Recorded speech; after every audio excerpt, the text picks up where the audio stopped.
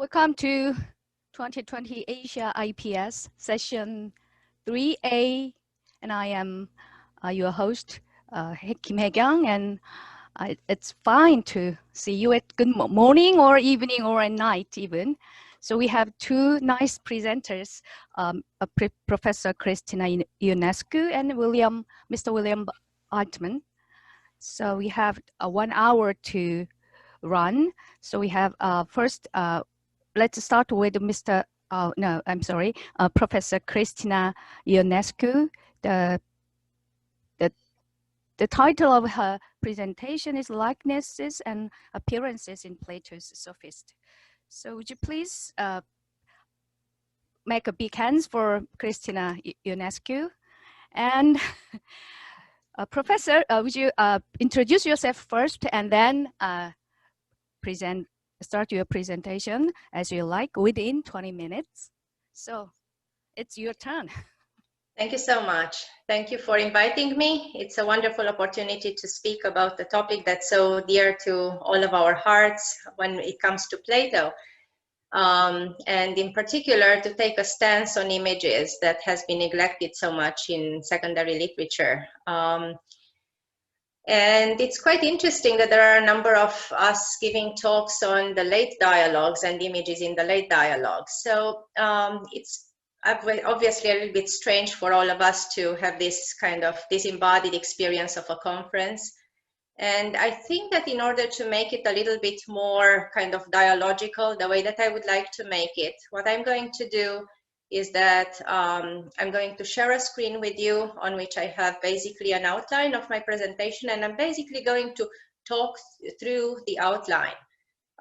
So I have a paper written, but instead of actually reading that, I'd rather just point out to you the key elements of my handout and explain a little bit about what is behind my project.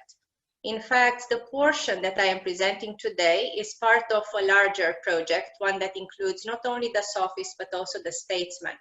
So I have a paper that has been in print only for the last 3 weeks or a month maximum. And in that one, I talk about images and paradigms in primarily in Plato's Statesman. And what I'm going to do today is kind of localize the same kinds of distinctions in the Sophist. So I'm going to share with you right now this screen, and I'm going to tell you that basically my interest in this matter of images in the Sophist and the Statesman started when I noticed that midway through these two dialogues, which are considered one a sequel of the other, we encounter two very interesting distinctions. So in the middle of the Sophist, we have this distinction between two types of images, namely likenesses and appearances. And in the Statesman, again, midway through the Statesman, we have this interesting distinction between two kinds of paradigms, perceptible paradigms or visual paradigms and verbal paradigms or paradigms in words. And it was very striking to me that in these two dialogues that have as their protagonist primarily the Eleatic stranger, he draws these two distinctions midway through the two dialogues. And so it kind of got me to think about what kind of images and paradigms we're talking about in the two dialogues. And so the claim that I am making in the long version of this published paper is basically that we can interpret the paradigms of the Statesman in terms of images, because paradigms are images. And ultimately, in the Statesman, in this search for the Statesman, we go through a number of paradigms. If you remember, we start with the shepherd, then we move to, in the myth, encountering the image of Kronos, the image of Zeus, the image of the demiurge, then the outside of the myth, the image of the doctor, and then eventually the image of the weaver. And it's ultimately, basically throughout the Statesman, the Eleatic stranger takes us through all these images and in search for the Statesman. So those paradigms, I'm basically in that paper that has been published, I'm interpreting those in light of this distinction of the Sophist. Basically what I am arguing is that each one of those paradigms is at first proposed as if it were a likeness but the closer you're looking at it, the more you're going to realize that, oh, it was just an appearance. It's not yet a likeness. And the Eleatic stranger knows step by step that he's taking you from one appearance to the other.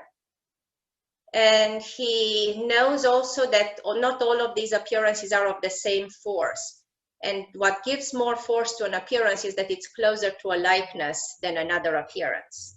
So there are appearances and there are likenesses. Likenesses always respect all the proportions of the original, whereas appearances are only look as if they were respecting the proportions of the original when looked at from a non-beautiful point of view. I take that to mean a point of view of ignorance. And so the claim I'm making is that throughout the Statesman, you're basically going from one image to the other. The Eleatic stranger is leading you seamlessly from something that at first appears to be a likeness, then you recognize it as an appearance. You move to another one that's more adequate and closer to a likeness, yet not yet fully a likeness. And you don't ever end up with a full likeness in the Statesman, but you end up with appearances that come closer to being likenesses than the previous appearances we used. And so with that kind of bold and nonchalant kind of claim about what the Eleatic stranger is doing in the Statesman, I want for us today to focus on what's happening in the Sophist. So it has been claimed often in the secondary literature on the Sophist that the reason why we have this distinction between appearances and likenesses is so that we can see that the Sophist always uses appearances and the philosopher uses only likenesses. I want to challenge that claim. I think that philosophers, just as much as sophists and just as much as artists, also use appearances oftentimes. And I also claim that sophists also use likenesses. So then, if both philosophers as well as sophists are using likenesses as well as appearances, can this distinction between likenesses and appearances still tell us what the difference is between sophist and philosopher? I think it can. But I think, as I put it down here in my thesis, that the real difference between philosophers and sophists resides not whether in they both use likenesses and appearances, but rather in how they do it. And I localize at least three elements of distinction of how philosopher versus sophists are using likenesses and appearances. And here are the three distinctions that I'm drawing. I think that they differ with regards to motivation. In particular, as I elaborate, the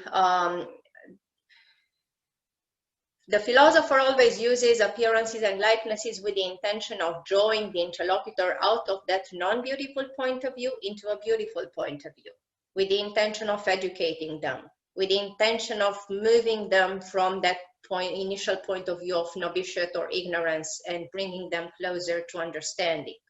Whereas the sophist, it is in his own interest, insofar as he wants to keep deceiving people about his own wisdom, he wants to keep them in that point of ignorance. So he's going to use appearances as well as likenesses in such a way as to keep the interlocutor in that non-beautiful point of view. That was the difference in terms of motivation. There is another difference between them. Philosophers, just like artists, don't want to fool you about whether they are using likenesses and appearances. They are very transparent when they use appearances. I'm going to use here, just for the sake of getting our discussion started, think about the noble lie in the Republic. Plato uses the noble lie, tells us it's a noble lie, and basically is telling us that all of us have different metals in our souls and that, one end up with gold and others with bronze and so on. Well, I take that, even for the sake of our illustration, to be an example of when a philosopher is basically using an appearance and declares it to be an appearance and doesn't, claim that it's a likeness or that it's more than that. So philosophers, just like artists, think about all these artists that work with optical illusion and that, let's say, they do three-dimensional drawings on the pavement in the street, right? Street artists who are doing those drawings to create the illusion that it's a three-dimensional situation where, in fact, that they are just painting it and thus it's bidimensional. They don't, however, want to sell it to you as a likeness, they from the start tell you that it's an appearance. And so finally, the last distinction, and very important, between how philosophers and how sophists are using appearances and likenesses is this: philosophers use likenesses both of sensible and of intelligible realities, whereas sophists can only use likenesses of sensible things. Why that happens? In order to offer a likeness of a form, you need to know the form in order to intentionally promote the likeness of that. Sophists don't have access to the forms, or else they wouldn't be sophists any longer. When they happen to offer an image that just so happens to be a likeness of a form, which happens, it's not because they have intentionally had in view the original of which they wanted to offer a likeness. And so I do think that sophists offer a lot of appearances and a lot of likenesses, but they would always be appearances and likenesses of particular things, or of things understood in their everydayness. And so here we go. I simply quoted for all of us to remember the distinction between the art that produces likenesses and the one that produces appearances. Ekastike means producing copies that preserve the same proportions of length, breadth, and depth as the original, as well as the colors. Fantastike produces images that distort the proportions of the original in order to make the image appear like the original only when seen from a non-beautiful point of view. And here is the fragment from the text going like this. Now what are we going to call something that appears to be like a beautiful thing, but only because it's seen from a viewpoint that is not beautiful? Ukekalu thean. And would seem unlike the thing it claims to be like if you came to be able to see such large things adequately. If it appears the way the thing does, but in fact isn't like it, isn't it an appearance, of course? And so what I would like now to remind you of is the trajectory that we encounter in the Sophist. What are the images that the Eleatic stranger is using in the Sophist? Well, he starts, as you will remember, with the image of the angler. In the paradigm of the angler is chosen as a trivial and simple example, but basically it's going to be our guiding image that is going to lead us into the search for the Sophist. And so for simply reasons of, just kind of making the image more visible, I have scanned a couple of pages from Black's book, and I'm offering those to you here so you can remind yourselves of the various distinctions. And so the claim I'm making is basically that as the Eleatic stranger moves from angling through to the following few definitions, he is basically using angling at first almost like a likeness, but that turns out to be an appearance, and then one after the other, the various definitions of sophistry turn out to be nice, good characterizations. None of them says anything that is untrue or incorrect about sophists, except even if they end up being likenesses of the sophist, they end up only illustrating partially what the sophist is. So I don't exactly even want, I would rather offer this for us as a discussion as to whether we want to consider the definitions as being all just appearances, coming closer and closer and closer to likenesses, or we want to talk about them as being likenesses that fall more or less short of the perfect likeness, or whatever we want to call about it. But so basically, as the Eleatic stranger goes through the divisions that will give us the 7 definitions of sophistry, we encounter, the first definition of sophistry as the sophist doing some sort of hunting of tame animals by persuasion privately for pay. And then we move on to the second one. It's an art of acquisition by exchange, by sale of products of others through merchandising, cultural products, trade in knowledge of excellence and sophistry. and then the following few ones ending up with the 7th. I'm very happy to kind of just bring these back to your memory and kind of save the, you know, a better chunk of time for our discussion. And so what I basically am claiming, I mean, with the exception, of course, of the 6th definition, which is more a portrayal of Socrates himself as doing noble sophistry, pretty much all the other ones are following the initial image of the angler, and they are presenting versions of that. In the end, none of the 7 definitions, I believe, ends up giving us the essence of the sophist, but that does not mean that we haven't registered significant progress throughout the sophist. We have encountered a lot of progress because the dialectician is able not only to just list side by side the various characterizations of sophistry, but also to tell you which one is superior to which and why. And why the dialectician is capable to do that, it's because the dialectician, as presented by the Eleatic stranger in the Sophist, has access to understanding the Megistagene. So I know this kind of takes us from something that seemed very mundane and visible to something that calls in for metaphysical explanations, but basically the way that I understand what the Eleatic stranger is saying about the dialectician is that the dialectician has access to the Megistagene, and in understanding which ones are the very general or ultimate or great kinds and which ones are less great kinds, he can, in light of that, bring an understanding to which ones of these likenesses or which ones of these images were closer to likenesses than others. And so I basically end up with the following remarks here. We notice that the angler is only an appearance and not the likeness of the sophist, for clearly the two don't share their major proportions. Secondly, each of the various definitions of sophistry looks at first as though it were a likeness of the sophist, but gradually reveals itself to be a mere appearance thereof.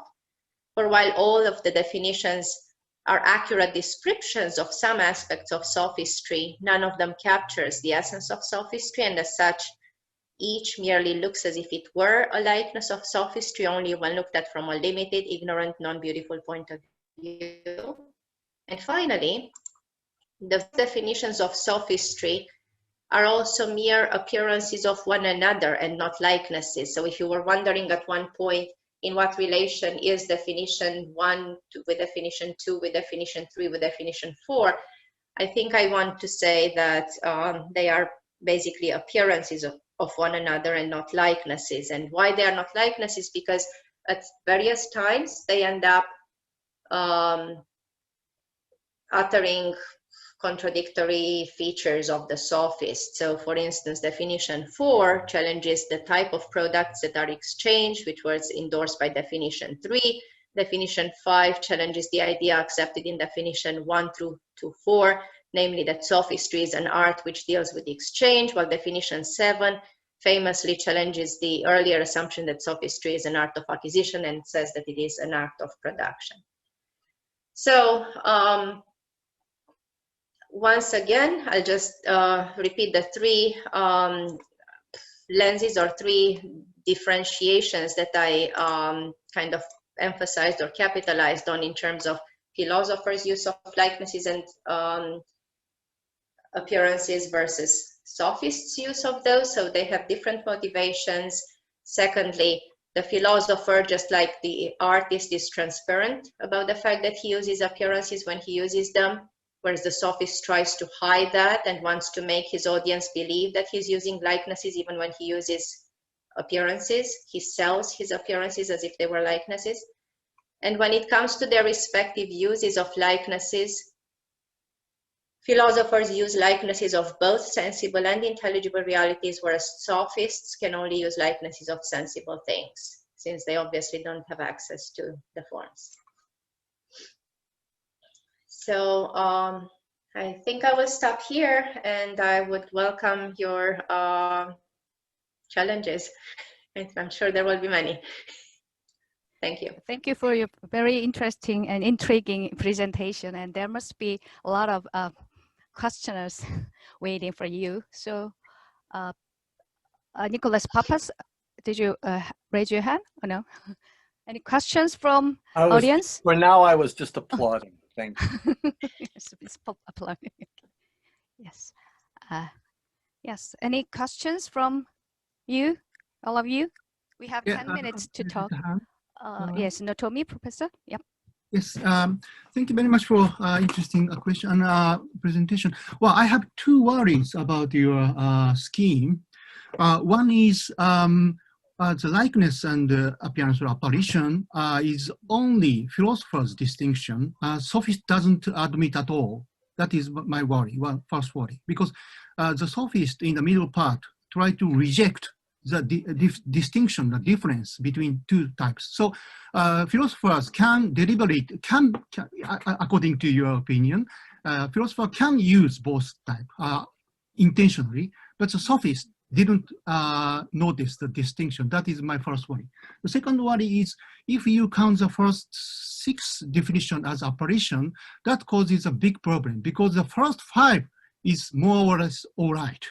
But the 6th definition is, as you said, it's more like Socrates. So between the 6 definitions, there already distinction between likeness and apparition already. So this is not you just treat them all as the same kind of operations. But I wonder, if applied to the 6 definitions. This is my second question.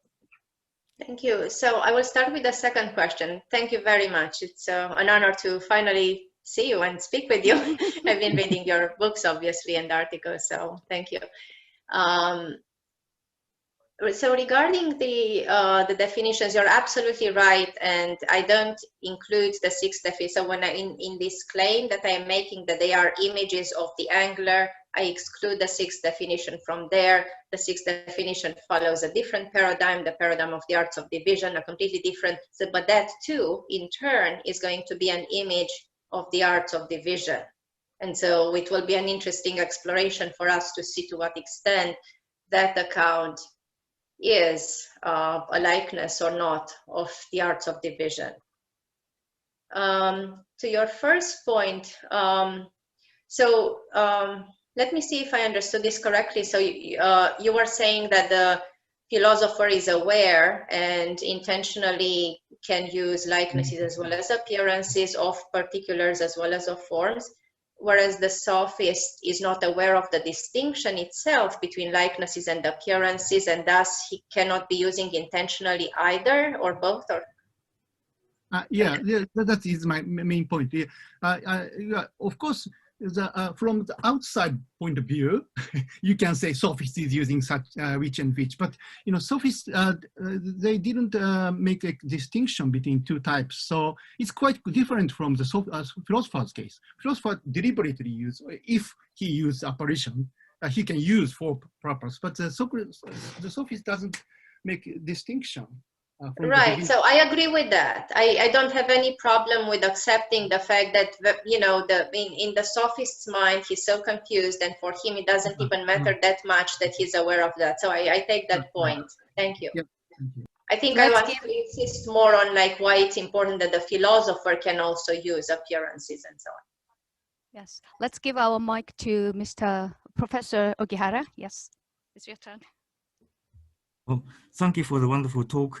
Do you have anything specific in mind that makes the final definition, final attempt at the definition of the sophist in the dialogue imperfect, less than perfect? Right. Well, in my reading, and I agree, my reading has been here much influenced by my former PhD advisor, Ken Dorter.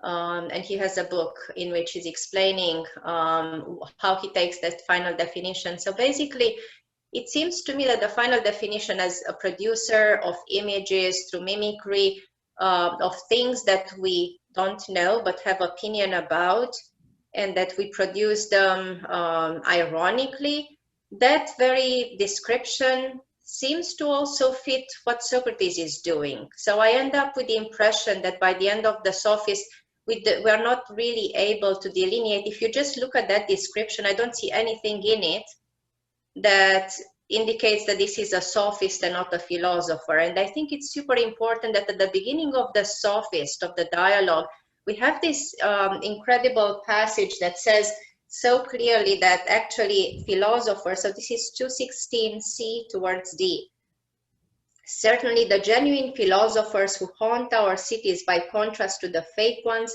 take on all sorts of different appearances just because of other people's ignorance. And it's because of other people's ignorance that they will sometimes appear in the guise of sophist, and sometimes appear in the guise of statesman, and sometimes appear like philosophers don't want to appear as anything other than what they are. They are transparent, but because of the ignorance of the receivers, they are not seen as who they are.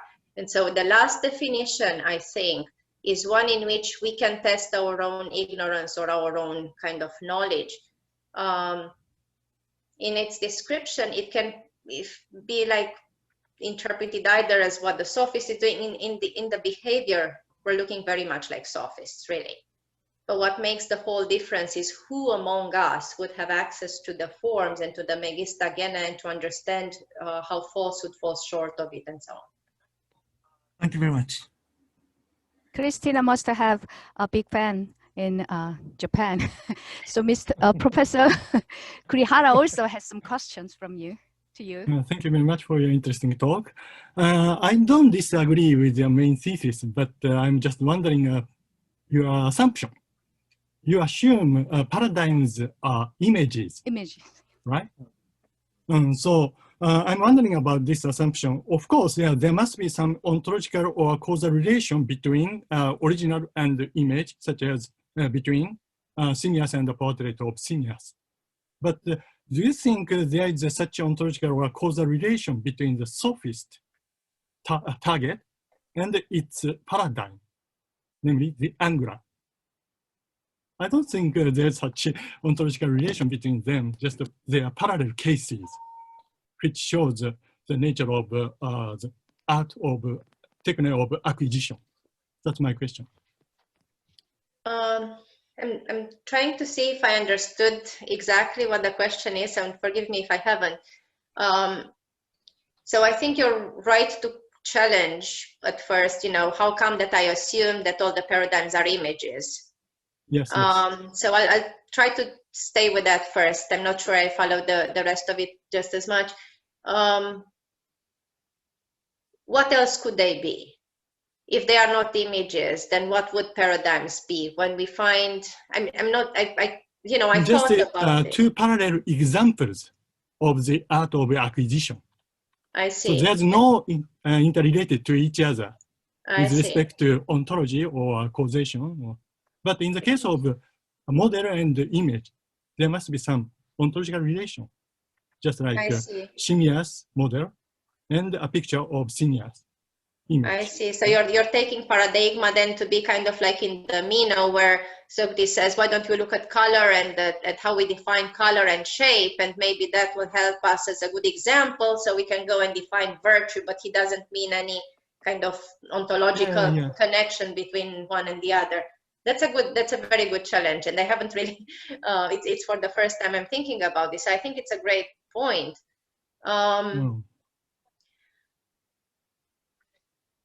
How about the context of these two dialogues? I mean, it's just so striking to me that in one dialogue he distinguishes images, in the other he distinguishes paradigms, and when he talks about the paradigms in the Statesman, he seems to talk about them as like visible paradigms or paradigms in words, and it almost sounds like any account that he can craft in words, it's supposed to be some image of something he's talking about.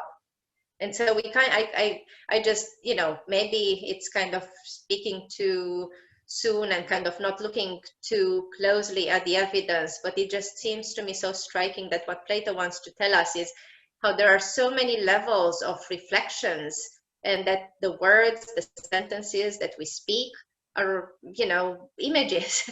We're reflecting in logoi the realities we want to talk about. And so I don't know what to say. It's a great challenge. I'm interested in your distinctions of two different types of paradigms. So I will talk about it later. Okay. All right.